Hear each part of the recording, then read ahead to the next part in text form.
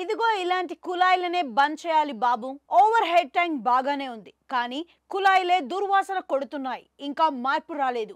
జరిగిందేదో జరిగిపోయింది. గత సంగతులు వదిలేద్దాం, ప్రజల సమస్యలు, పాలనపై దృష్టి పెడదాం అని చంద్రబాబు పదే పదే చెబుతున్నారు.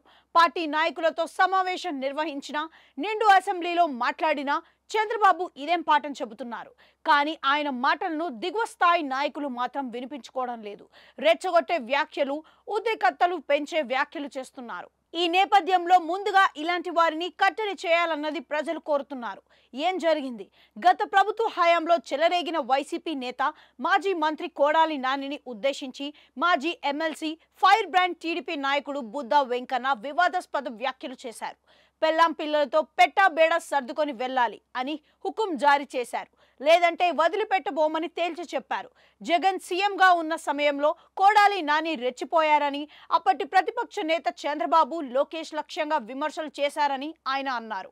ప్రభుత్వం మారడంతో కొడాలి నాని తదితరులకు గడువు విధించాలన్నారు.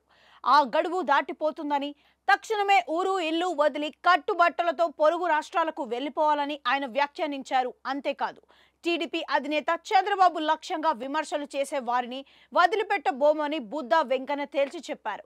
కొడాలి నాని, వెల్లంపల్లి శ్రీనివాస్, వల్లభనేని వంశీ, జోగి రమేష్ లాంటి వారు నోరు అదుపులో పెట్టుకోవాలని సూచించారు. లేదంటే బుద్ధి చెబుతామని స్పష్టం చేశారు. కొడాలి నాని గురించి ప్రత్యేకంగా ప్రస్తావించారు. నానికి ఇచ్చిన గడువు ముగిసింది. పెళ్ళాం పిల్లలతో ఊరు వదిలి కట్టుబట్టలతో వెళ్లిపోతే ఆయనకు మంచిది.